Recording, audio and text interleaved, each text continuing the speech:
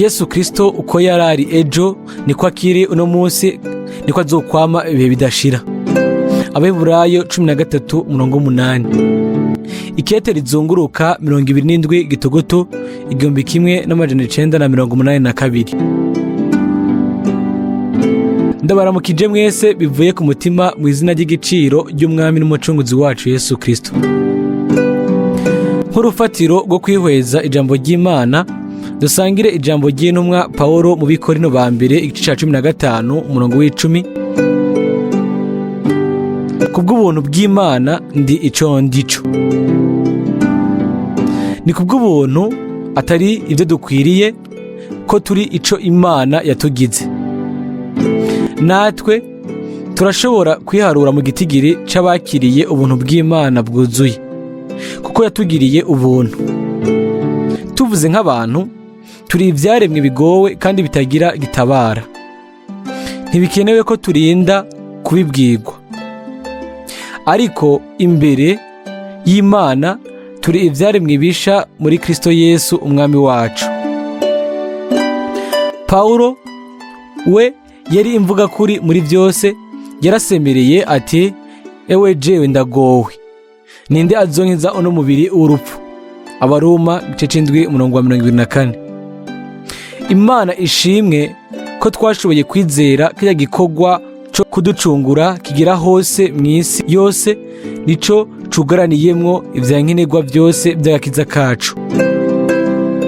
Turamenya neza ko ubugingo bwacu bwabohotse, ko impwemu yacu yarekuwe, kandi dutwaye muri twebwe mpwemu yera nk'ingwati yo gucungurwa kw'imibiri yacu. Abanyefeso 1:14.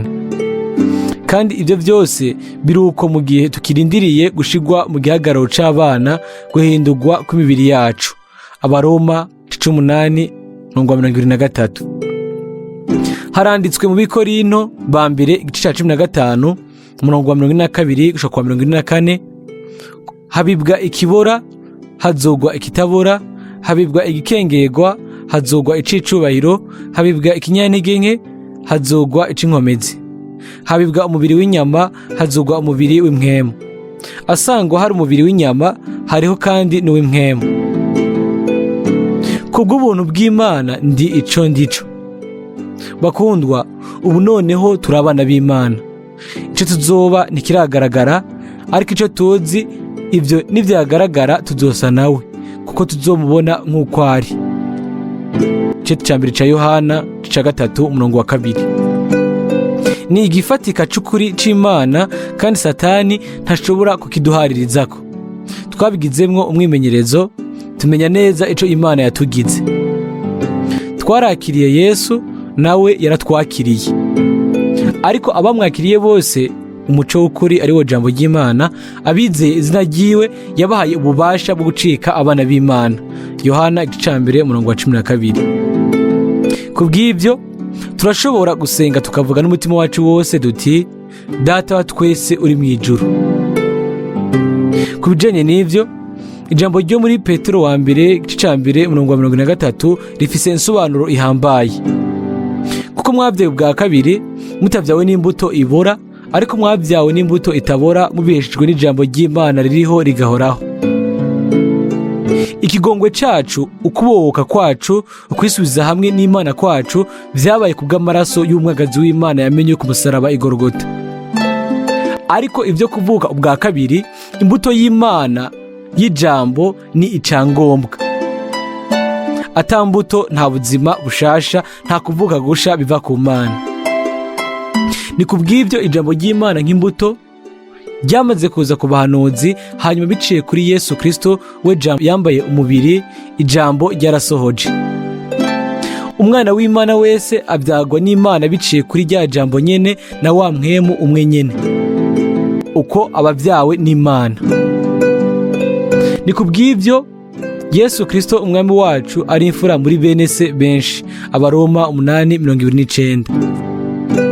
Kubw'ubuntu bw'Imana ndi ico ndico. Nuko rero ko turi urubyaro rw'Imana, byakozwe n'intumwa 17:29, dutegerezwa kwibona nk'uko Imana itubona, no kuvuga nk'abana bayo. Rero iyo turi abana bayo turi abaragwa bayo, abaragwa b'Imana, abaraganwa na Kristo. Abaroma 8:17. Kandi kuko muri abana bayo, Imana yatumye mwemu w'umwana wayo mu mitima yacu, ataka ati aba data. Nico gituma utakira umugurano, ariko uri umwana wayo, kandi kuri umwana wayo uri umuragwa ubihawe n'Imana. Abigalatiya 4:6-7. Ubu ni igihe cyo kurenza amaso ku bya kimuntu n'ibindi byose bikitwizingiriye ko, hanyuma tugashira imbere iby'Imana, ibyo yashize muri twebwe. Ko mutawe mwemu y'ubuja ngo mwongere gutinya, ariko mwahawe mwemu yo kubahindura abana b'Imana, idutakisha ngo aba data. Abaroma 8:15. Abahungu n'abakobwa b'Imana bose bategerezwa kumenya mu kwizera ikibanza bafise muri Kristo. Aho rero honyene niho Imana ishobora kubagira abanesha, nk'uko handitswe cete ca mbere ca Yohana 5:4, uko icabyawe n'Imana cose kinesha isi, kandi intsinzi yanesheje isi no kwizera kwacu. Icete ca mbere ca Yohana 5:4. Ku musaraba igorogota, Imana yamenyekanishije ububasha bwayo bw'ikirenga, kandi muri Yesu Kristo umwami wacu yaduhaye intsinzi ku bubasha bwose bwa Satani, ku rupfu na kuzimu. Ukwizera gukoreshwa na mwemu ari muri twebwe gucakira igikorwa cyo gucungura, hanyuma ku bw'ibyo kugahinduka ubushobozi mu buzima bwacu. Neza nk'uko Yesu Kristo yanesheje agasohokana intsinzi ku rupfu, uko nyene niko abahungu n'abakobwa b'Imana bose bazonesha, bakazoseruka imbere y'intebe yiwe bari umukuku w'abanesheje. Muri Petero wa mbere 2:1, intumwa ishikiriza ijambo ridasanzwe ku babyawe n'Imana. Nuko rero mwiyambure inzigo yose n'ubugunge bwose n'uburyarya n'ishari no kuvuga abandi nabi kose. Uwasomye imirongo y'imbere yaho yotangazwa nuko ivyo abibwiye abizera. Turatangazwa na cane n'iryo jambo kuvuga abandi nabi. Mu Kidagi rivuga neza ngo gufatwa n'ibisazi canke gushushwa no kurementaniriza. Tubayeho mu gihe isi yose yaguye mu bupfu, mu vyipfuzo n'ubusazi by'uburyo bwose. Ibintu tutigeze tubona mu myaka yaheze, uno munsi nivyo biri ku rupapuro rwa mbere rw'ibimenyeshamakuru. Baravuga ibiyayuramutwe, amatabi, inzoga n'ibindi. Twebwe nk'abizera turanezerwa kandi turashimira Imana ko yatubohoye kw'ivyo. Ariko rero ntituratandukanya ko mu buryo bw'imwemu umwana w'Imana yavutse ubwa kabiri ashobora kugwa mu vyipfuzo bitandukanye. Petero hano avuga ku byo kuvuga abandi nabi n'ubugunge canke icipfuzo cyo kurementaniriza. Ahandi avuga ishari. Mu by'ukuri nta gihe cigeze kubaho ubwa mbere aho abadayimoni bagavye ibitero ku buryo bwinshi ukuraho ku kiremwa muntu nk'uko bariko babikora muri no misi yacu. Uno munsi abizera bari hagati na hagati y'intambara y'imwemu itigeze kugwanwa mu gihe na kimwe cabayeho, ariko ntibabizi. Ariko dushobora kugwana dufise ibigwanishwa vy'Imana, tukemeza yuko uwo umwana abohoye aba uwidegemvya by'ukuri. Ariko imbere ya byose dutegerezwa kugabishwa tubwiwe ngo twisuzume mu muco w'Imana, tukamenya ibigomba gukugwaho hanyuma tukabikora. Aho niho hasohoza ivyanditswe mu cete ca mbere ca Yohana 3:3, ngo ufise ibyo byizigiro muri we ariyeza nk'uko uwo ari uwera. Intumwa ntizarondera ibizinezereza, ariko zaragaba kugira ngo ukwemerwa n'Imana bibe kubizera. Ubuzima bw'Imana buba mu bugingo bwacu, ariko turacari mu mubiri ukijakariye urupfu. Dutwaye ubutunzi bw'Imana mu nzavya zibumba. Umwami Yesu Kristo niyagaruka, iri hema ririmwo ubugingo bwacu ariyo mubiri rizohindurwa. Nico gituma tutaraba kubiboneka, ariko kubitaboneka, hanyuma tukamenya ko kubw'ubuntu bw'Imana turi ico turico. Turi abana b'Imana babohowe turi abatwaye muri bo ijambo ry'Imana ry'isezerano, kandi tuzohabwa kuba abasa n'umwami kandi umukiza wacu. Mu buryo bw'inyuma bwa kimuntu nta tandukaniro rihari hagati y'uwizera n'utizera. Abo babiri bakora akazi kamwe, baca amabara amwe, bararya, bakanywa, bararyama, kandi mu buryo bw'isi bafise amahirwe amwe. Yaba uwizera canke utizera bose barasaza, baracika intege, hanyuma bagapfa. Itandukaniro riri mu mibiri yacu rizoba irigaragara nitwahindurwa. Nubwo biri uko, hamaze kuba itandukaniro rinini cyane hagati y'ukorera Imana n'utayikorera. Kugira tubitahure neza, reka tureke Imana itubwire ibindi biciye mu ijambo ryayo. Iki ciyumviro turiko turavuga ko kirahambaye. Kubw'ubuntu bw'Imana turi ico turico, ni ukuvuga turi abana b'Imana. Abantu benshi bamenye umwami Yesu mu buryo bwiwe bugaragara bw'umubiri. Bashobora kuvuga bati, ubwawe urakora iki? Ariko uri umuntu. Mbega nturi umuhungu w'umubaji? Bene nyoko na bashikawe ntibaba kumwe natwe? Ico ciyumviro cari ic'isi, cari ic'umuntu. Yesu arabishura ati, mbega ntihanditswe mu vyagezwe vyanyu ngo navuze nti muri Imana? None ko yise Imana bamwe ijambo ry'Imana ryashitseko, kandi ivyanditswe ntibishobora guhinduka. Mwebwe mubwira mute uwo data yejeje akamutuma mw'isi ngo urarogose, kuko navuze nti ndi umwana w'Imana. Yohana 10:34-36. Mbega ntibitangaje?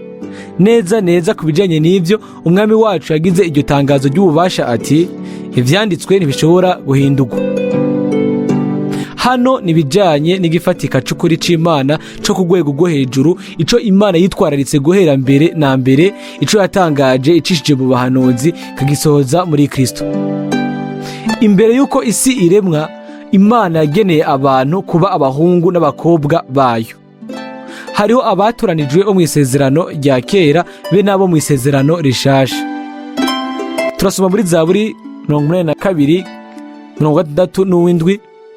Ni jewe ubwanje navuze nti muri Imana, mwese muri abana b'Isumba byose, ariko muzopfa nk'abantu. Usomye uwo murongo yifashishije ubwenge bwiwe ntazotahura. Ku ruhande rumwe, hano abahanuzi bitwa Imana kandi abahungu b'Isumba byose. Ivyo kubera ijambo ry'Imana ryaza kuri bo, hanyuma bakaba ibitwazi by'amasezerano y'Imana. Ku rundi ruhande, babwirwa n'ijwi risemerera ngo ariko muzopfa nk'abantu. Abahanuzi bari abantu bavukiye muri ino si neza neza nk'uko abandi bantu bose bavuka. Nk'abandi bantu bararya kandi baranywa, barabaho hanyuma bagapfa. Benshi mbere muri bo barishwe. Urabiye inyuma ntitwoshobora kubona ko bari Imana. Bari bafise ibitameze neza vyabo, akenshi baboneka basuzuguritse. Ariko rero biciye ku ijambo, imbuto y'Imana yari yashizwe muri bo. Ibintu nk'ivyo vyashitse kuri twebwe abakiriye ijambo ry'Imana. Ubugingo bwacu bwarahawe ugusangira kamere y'Imana kandi bufatanije n'Imana. Abahanuzi ntivyari ibigirwamana vyapfuye, ariko bari Imana zizima, kuko bari batwaye muri bo ijambo ry'Imana ritanga ubuzima. Umwami yaravuze ati, nari naravuze nti muri Imana. Mu isezerano risha, umwami wacu yasubiyemwo gusa agarukana ivyo yari yaravuze bizeno rya kera. Ujya nyene yari yaravuze bizeno rya kera acishije mu kubahanuzi, yarahagaze ngaho rero yemeza ivyari vyaravuzwe mu izina ryiwe. Kandi aravugwa ngo mwese muri abana b'Isumba byose. Muri Luka igice ca mbere 32 haravugwa ku mwami wacu ngo azoba uhambaye kandi azokwitwa umwana w'Isumba byose. Ijambo ryari mu bahanuzi ku gice nico catumye bitwa abahungu b'Isumba byose. Muri Kristo kunengesera kose kw'ijambo kwarahishuwe kandi yiswe umuhungu w'isumba byose. Ariko niwe abantu bagirije ko avuga ibyo kurogota, baramubwiye bati si kubwo igikorwa ciza tugutera amabuye, ariko kubwo kurogota, kuko wewe umuntu wigize Imana. Yohana 10:33. Abantu batabyawe n'Imana babona gusa ibya kimuntu. Igihushane, abo bose babyawe n'Imana baraba hakurya y'igihuzu c'umubiri bakabona ibivuye ku Mana. Ku bijanye n'ibihugu by'abanyamahanga bagira abazoze ku kwizera, Imana yavugiye mu muhanuzi Hoseya iti, mu gishingo c'uko babwira bati ntimuri abantu banje, bazobabwira bati muri abana b'Imana nzima. Hoseya 2:1. Turashobora kunezerererwa ibyo kuko ni kubw'ubuntu bw'Imana turi ico turi. Ku bijanye n'umubiri turi abana b'abantu, ariko mu mpwemu turi abana b'Imana. Haranditswe ku bahanuzi ko bapfa nk'abantu, ariko si bo bonyene bapfa nk'abantu, n'umwami wacu n'abizera bose gushika uno munsi baritahukiye imuhira mw'ijuru, n'izuka rigira itandukaniro. Abahanuzi barapfuye, ariko bapfuye bafise ivyizigiro ntabanduka ko ubuzima bubandanya inyuma y'urupfu. Bapfana ivyizigiro ntakuka bizima ko bazozuka. Umwami wacu Yesu yashobora gusemerera ati, musambure n'urusengero nanje nzogubaka mu minsi 3. Yashobora kubwira abigishwa biwe ko azozuka ku munsi ugira 3 akazobitangira i Galilaya. Kubwo gukunda abantu yavukiye mw'isi, bamwakiriye mu bigoma, bamujyamika mu bwato bw'inka, yakibwe ku munsi ugira 8 nk'uko ivyanditswe bivuga.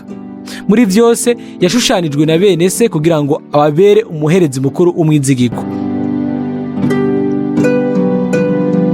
Umwami wacu ntiyigeze arabana ugukengera umuntu n'umwe. Ni gusa abafarisayo buzuye kuguruka kwabo bavuga bati, o Mana, ndagushima ko ntameze nk'abandi bantu. Ariko we yarabisha abantu urukundo ruhoraho n'ikigongwe kiva ku Mana. Yaragirira impuhwe abantu. Yari umuntu kandi yapfuye nk'umuntu, yari Imana kandi yashikanye abantu mu kibanza c'Imana, atabagize abana b'abantu, ariko abahinduye abana b'Imana. Izuka ry'umwami wacu Yesu Kristo ryazanye ikimenyamenya c'Imana ko urupfu, kuzimu be na Satani baneshejwe.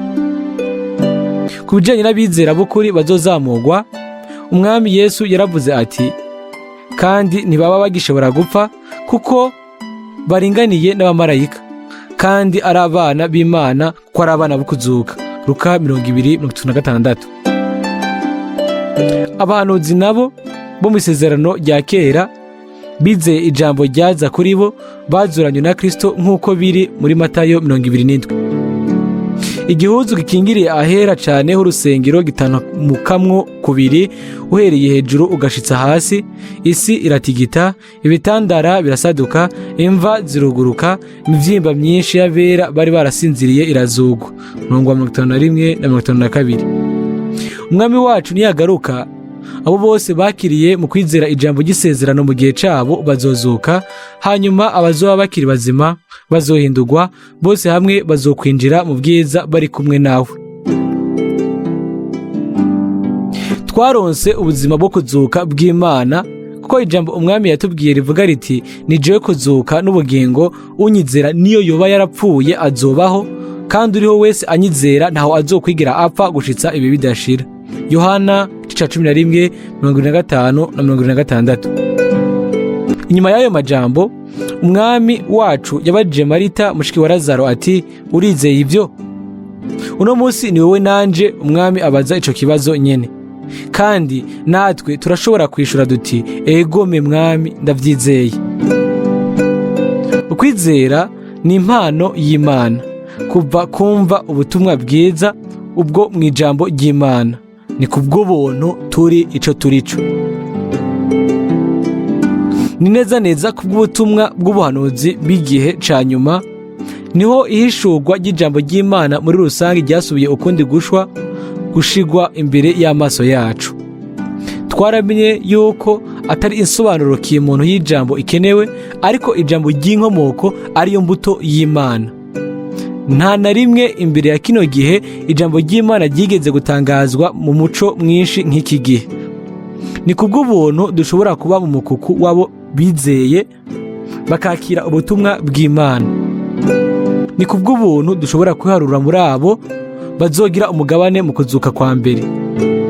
Haravugwa ku banesheje, nabo bamuneshesheje Satani amaraso y'umwagazi w'intama n'ijambo ryo gushinga intahe kwabo, ntibakunda amagara yabo, ntibanka no gupfa. Ivyeshuro Yohana 12:11.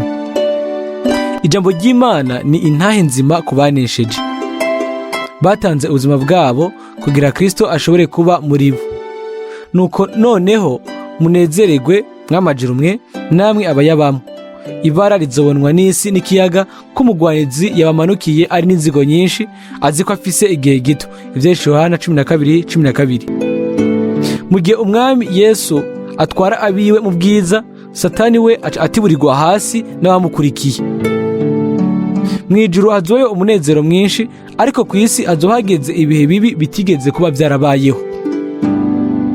Aho niho rero abagiriwe ubuntu bazogereranya neza ico bagizwe kubw'ubuntu bw'Imana.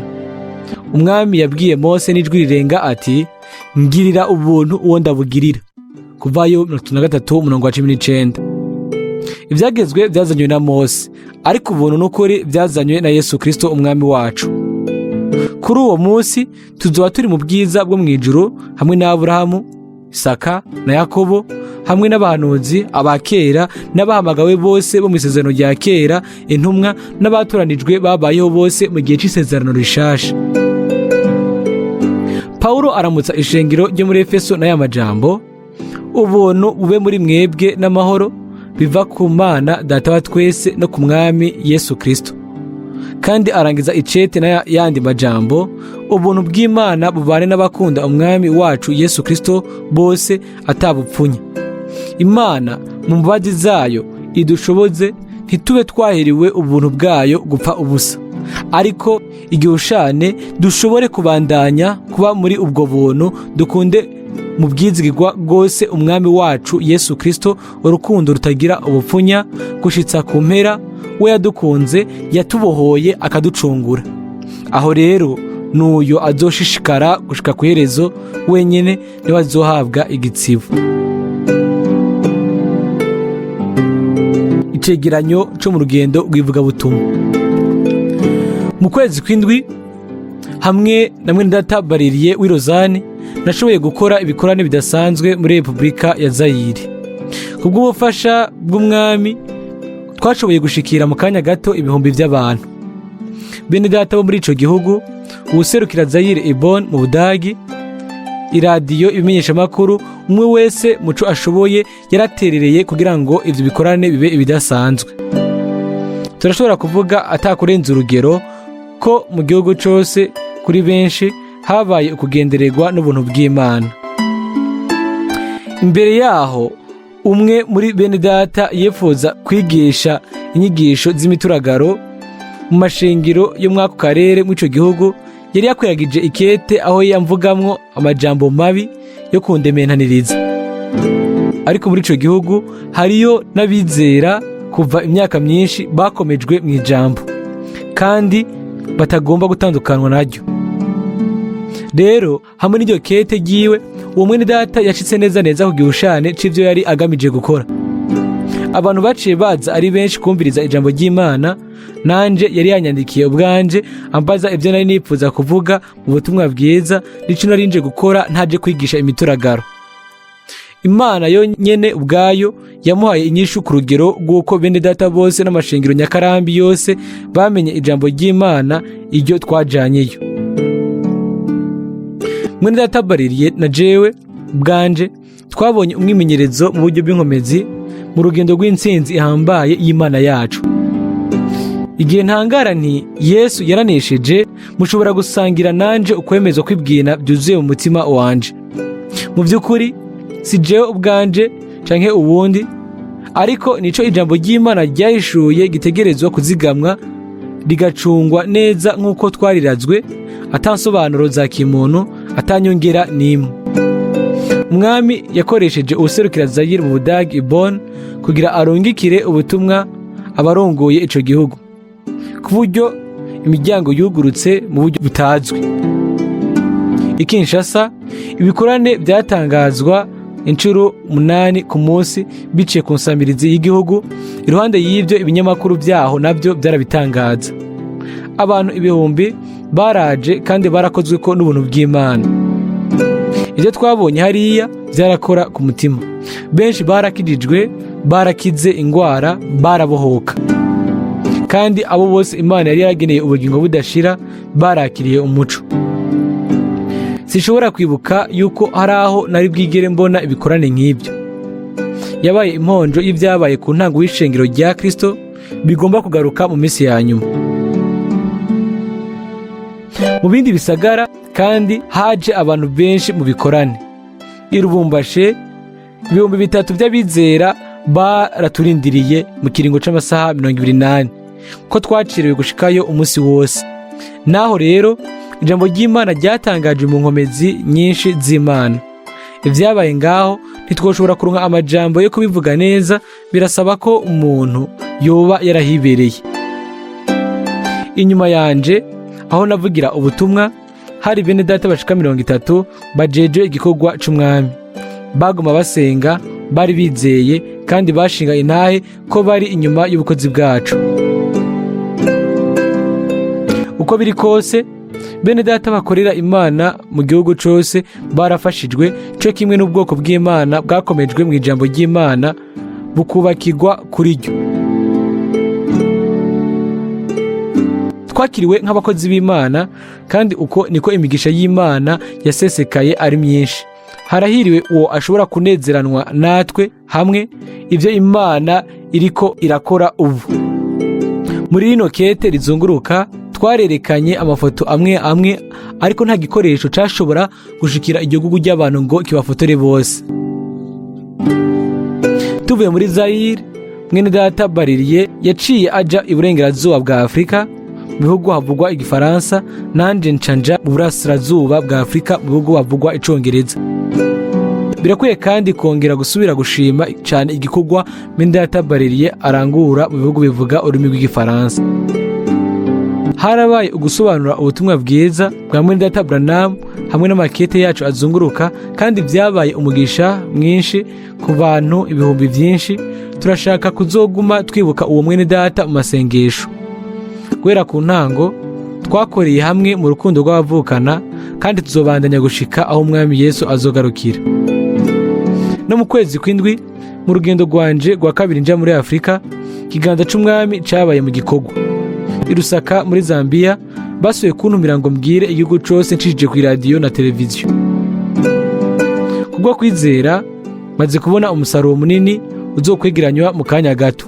Nico kimwe no muri Malawi, Mozambique, Tanzania, Zimbabwe, Kenya, muri rusangi muri Afrika y'ubuseruko niyo hagati gushika hariya epfo muri Afrika y'epfo. Turashobora kuvuga yuko Imana yuguruye imiryango ya Afrika kuva ku rubibe uja ku rundi. Iyo yuguruye nta numwe ashobora kugara, iyo irungitse umuntu nta numwe yo mubuza kugenda, iyo Imana ihezagiye ninde woyibuza. Nasuye kugira iciyumviro c'uko mwene data Branham yari afise ku mutima kugendera Afrika, ariko rero abakozi b'idini rya Pentecote boheje abayobozi ku buryo bamuhagaritse kuvuga ubutumwa no kwinjira muri ibyo bihugu barayimwankira. Yategerejwe kuvuga urubanza kuri bo ruvuga rutya ati mwiyumvire ibyo. Ku munsi w'urubanza ibiganza by'ubugingo buriko burarimbuka bizoduga hejuru y'umwotsi bibavume, amaraso yabo azogwako. Ariko si jewe azogwako, kuko mu kiringo c'imyaka 10 nagerageje kubashira ubutumwa bwiza. Mu butumwa bwiza gucokorwa kubwo ijambo, mwene data Branham aravuga ibyo yeretswe i Zurich mu 1955 aho yabonye inkukuma y'indagi iguruka muri Afrika.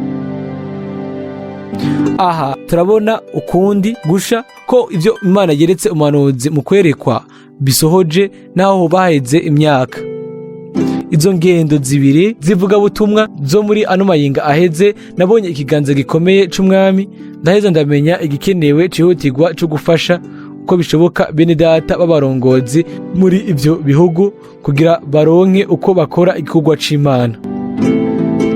Ivyo sindavyumvira mu majambo yo kubaha Imana ayo abenshi bashobora kuvuga, ariko ni mu bikorwa. Nico gituma ntahigimanga kubatera intege kugira ngo mwese mufatanirize hamwe mu gikorwa c'umwami, kugira ngo abo bene data batagira ivyankenerwa ntibacike intege ngo bihebure, ariko bashobore kurangura ibango ryabo. Fashe rero kano kanya kugira ngo ntange ijambo ryo guhanura abo bose bizera ubutumwa bw'Imana muri kino gihe, kandi bafise ku mutima ko abaturanije bo mu moko yose bahamagagwa ngo bave mu kavuyo. Ndinginze abandi bazosoma buno butumwa bazoce kure baze bitwararike ino mpanuro. Ariko ugomba kuguma ahagaze imbere y'Imana ategerezwa kubwirwa ko bijanye no kumvira no kwitondera ijambo ryose ry'Imana. Ukumvira berekezwa n'imigisha y'Imana, mu gihe ukugarariza berekezwa n'umuvumo. Muri kahise twamaze gutangaza imirongo yo mu butumwa bwa mwene data Branham, ariko rero uno munsi numva ndongowe imbere y'ivyihutirwa vya ngombwa ndavyerekane nko guhamagara abo bose kumbure bataratahura ko bategerezwa guha Imana ikigira cumi kuko ari cayo, mu gihe bagikoresha mu vyabo bwite. Mbega vyomara iki kuba ufise inzu, imodoka, ibintu vyiza vyo mu nzu niba wabironse mu mafaranga wivye umwami? Mbega hari uwo kwimva neza afise umutima nama umwagiriza ko yivye umwami kumbure mbere mu gihe c'imyaka myinshi? Itariki ya 23 z'ukwezi kwa Myandagaro mu 1964 mwene data Branham aravuga ati, mu by'ukuri murategerezwa gutanga kigira cumi aho muronkera ivyo kurya. Nimuzane mu bubiko ibigira cumi byose kugira ngo haboneke ivyo kurya mu nzu yanje. Nuko nimubingeragereshe niko urahonye n'ingabo agize, muzoraba ko ntugurura ingomero zo mwijuru, ko ntabasuka ko umugisha mwinshi cyane. Ni vy'ukuri ndasaba umugabo wese be n'umugore wese adatanga ikigira cumi ivyo avyemere. Noshobora kuguma hano gushika bugaca nkababwira ivyanshikiye kuva igihe namenye ivyo, nkabiganira ibihe nari ndimwo mbere. Natanze neza ikigira cumi nk'umwizigirwa uko vyanshobokeye. Natanze n'icicumi c'amafaranga nahawe mu ikoraniro, be nayo naronka mu ngendo zo gutangaza ubutumwa bwiza. Twese duhagaze imbere y'Imana kuko niwe asesa imitima akamenya ivyiyumviro vyacu. Umurongo wo mu vyanditswe vyera mwene data Branham avuze ni uku niko umwami agize, watangajwe n'umuhanuzi Maraki, ariwe kandi yahanuye ubukozi bwa Yohana Umubatizi be no kuza kwa mbere kwa Yesu Kristo. Ku mpera y'iki kigabane ca nyuma mu gitabo ciwe atanga isezerano rikomeye ryo kuza k'umuhanuzi Eliya, imbere yuko haza wa munsi ukomeye kandi uteye ubwoba umwami. Kuri abo umwami yabwiye acije ku bukozi bw'ubuhanuzi. Amajambo y'imbere y'ico kigabane nayo ni uku niko umwami agize. Nico kimwe n'ayandi yose. Uko kuri nako kuri mu majambo yahishuwe. Mbega twokwibaza iki nk'umuntu yokwiba mu ibanki? Ubutungane be natwe ntitwovuga ko atsinzwe n'urubanza, mbega ntivyo tubihira tukabona ko ari vyangombwa ko ingingo zo kumuhana zofatwa? Ariko twebwe nk'abana b'Imana twatsinzwe n'icaha kinini mu kuba twaranyaze Imana tukayibabaza mu gihe kirekire. Nk'uko vyari mu gihe ca Maraki, uno munsi twobaza mbega twakubeshe mu biki? Mu bigira cumi no mu mashikano. Kumbure twita ab'imwemu, hanyuma tukibwira tuti turi mu isezerano rishasha. Umwami yibutsa ubwoko bw'Abisirayeli ati, kuko ndi Uhoraho simpinduka kandi ntimurareka kwitwa aba Yakobo. Natwe nyine co kimwe umwami aratubwira uno munsi ati, kuko ndi Uhoraho ntahinduka kandi ntimurareka kwitwa abana b'Imana. Hanyuma aravuga ku murongo w'icenda, wa muvumo mwarawuvumo kuko ihanga ryose uko mungana mwangunze. Umuntu yo kwiyumvira yuko umugisha w'Imana uri ku muntu asenga n'amavuta menshi, aririmbana umwete indirimbo nziza, aduza ibiganza yiyumvira kwizamurwa. Ariko Satani we aramutwenga kuko arazi ko ukugarariza arico kimwe n'ubupfumu. Abo bose bihivye Imana barayigararije bategerezwa kumenya mu mutima wabo ko bari munsi y'umuvumo. Guhera kuri uno munsi ndabohotse kuri abo bose bazosoma rino kete rizunguruka bakabandanya guca hejuru y'ijambo ry'Imana hamwe n'amatangazo ya Mwenedata Branham. Birakwiye ko naho tuba abizigirwa kuko nibijanye n'ijambo ryose ry'Imana yatanze ikarihishura. Tubona ko ari amahirwe guha umwami igice c'ivyo yatujeje. Uwushibura ijambo ry'Imana hanyuma akibwira ko ivyo bitamuraba arashobora kwironkera amajambo y'ivyitwazo vyinshi bishoboka, ariko ni ijambo ryanditse ryonyene rifise igiciro, ibindi vyose ni ukwiburanira. Imana yiyumvira ivyo ivuga kandi ivuga ibyo yiyumvira. Nk'uko tumaze kuba twavyerekanye mu kanya, iri jambo ribwiwe gusa abamenye biciye kuri Mwenedata Branham ko Imana yasubije mu gitereko amatara ukuri kose kwa Bibiliya, harimwo n'ibijanye n'ihigira 10 ico Aburahamu yatanze kera cane imbere y'uko haboneka ivyagezwe. Uvuga mu mutima wiwe ati ivyo ntibindaba, yihanganira rino jambo rivuzwe mu rukundo. Kumenya ko bihuje n'ijambo ry'Imana iryo duhejeje kuvuga ko uwo ari munsi y'umuvumo nubwo yoba avuga imigisha myinshi yaronse. Isengesho ryanje nuko rino jambo ryoduga rikanyengetera ibwina mu mitima yacu twese. Imana yarizi icatumye ifata iyo migambi kandi dutegereza kuvyemera tukabikora. Ntitworeka kuvuga ko abizera benshi ari abizigirwa ko bashira ku mutima ibintu vy'Imana, nuko rero abandi bashizwe imbere yabo kwifatira ingingo. Ubu mu gihe turi kwiherezo, umwami ashaka kwibonera abana bumvira kandi bumugisha, atari abagarariji bakubitwa n'umuvumo. Turizera koko ko twagarukanye ku bukristo bw'intango, kandi ibi navyo birimo. Umwami afashe guha umwe wese umuco kuri kino cigwa. Gusezera Benedata.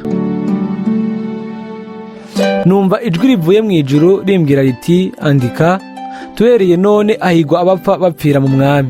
Kandi mwemu aravuga ategome ngo baruhuke ubutame bwabo kuko ibikorwa byabo bijana nabo bibakurikiye. Yohana 14:13. Benedata babiri b'igiciro baravuye hagati yacu baratashe mu ijuru.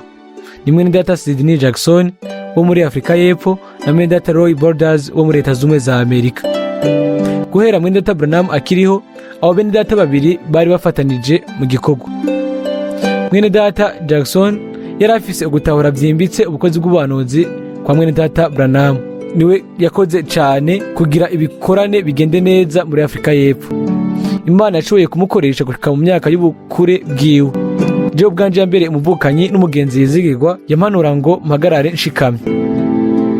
Navuganye na Mwenedata Borders mu mwaka w'1936 kuvyerekeye gukwiragiza inyandiko z'ubutumwa bwavuzwe na Mwenedata Branham, kandi namweretse ko ubwo butumwa bwategerezwa gusobanurwa uko bishobotse mu ndimi nyinshi zitandukanye. Ivyo yabishize ku mutima, hanyuma acatangura ico gikorwa cyo kubukwiragiza. Ubutumwa bwose dufise mu Congereza bwashizwe mu nyandiko bihagarikiwe nawe. Kuri ivyo rero niwe yakoze ibishoboka kugira ngo ubutumwa bushobore gukwiragizwa mu isi yose. Ubutumwa yashize ahabona ntibwarongetswe gusa mu bihugu bitandukanye bivugwamo Icongereza, ariko bwarasobanuwe mu zindi ndimi nyinshi. Nico gituma nagize agahinda umutima kubona ata Mwenedata n'umwe azwi mu buryo mpuzamakungu yashoboye kuba ahari igihe haba ugusezera n'icubahiro umuntu ashobora guha canyuma umuntu. Kuri jewe yari imvugo isobanutse itari ikenewe mwo amajambo. Birababaje kubona mu gihe abantu bavuga umuhanuzi ahambaye w'ibihe byose, bigisha urukundo rutunganye, hanyuma ntibagaragaze n'agatima na gato ku rukundo rw'umuntu. Ndashobora kuvuga bino ni kubw'uburongozi butumbereye bwa Mpwemu Yera naronse araheze igihe gito nari mfise ku mutima gusohora mu nyandiko ubutumwa bwiza bwa Mwenedata Branham uhereye ku bimatanije ndwi, kandi ubu twaratanguye kubisohora mu nyandiko z'icongereza. Muri rya yinga Mwenedata Borders yatayemwo imuhira mu ijuru, twari tumaze guheza igitabo c'ubutumwa bwiza ca mbere. Nuko rero turashobora kugaburira isi yose mu Congereza mu gukwiragiza ico gitabo casohotse. Igihe naja Jeffersonville nagiranye ikiganiro kirekire na Billy Paul Branham, kandi arabaramutsa nk'umuvukanyi. Mu misi iheze bamwagirije ko ashigikiye iciyumviro c'intumwa y'umunani canke iyindi ntumwa yagomba kuzoza, kandi narabimubajije ico kibazo uburyo butumbereye. Yarambariye muri ano majambo ati mwene data Frank, sinigeze nizera ibyo, byongeye sinigeze ndanabivuga, nasubiyemwo gusa ibyo data yavuze ku vyerekeye mwene wacu Yosefu.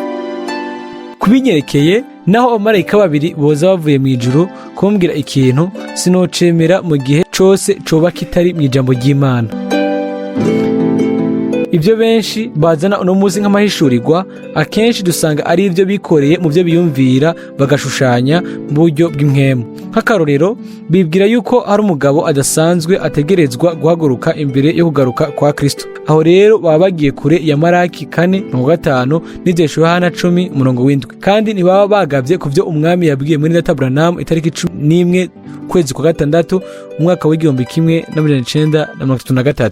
Nk'uko Yohana Umubatizi yabaye integuza yo kuza kwa mbere kwa Kristo, niko nawe wahawe ubutumwa buzoba integuza yo kuza kwa kabiri kwa Kristo. Utizera ibyo umwami yavuze ubwiwe akavyemeza, arashobora rero kwizera izindi ntumwa zose uko zoba ziri kose. None abo bantu bari hehe mu myaka ya za 60 na 70 igihe buno butumwa bwakwiragira mu isi yose? Ni ryari none umwami yabavugishije? No kwifuje gusa ko abo bantu baza iwanje kugira ngo bemeze ibyo biyitirira mu maso yanje. Ariko umwami azoha abiwe bose kutumva irindi jwi na rimwe, no kutongera irindi jambo ku majambo y'Imana ya nyuma Imana yavuze icishije ku bukozi bw'ubuhanuzi bwa mwene Data Branham. Niba umuntu adatahura ivyo kandi akaba atari ku ruhande rw'Imana, uwo nta muntu n'umwe yoshobora kumufasha. Ukorera ku ruhande rw'Imana, mwene so Ewald Frank.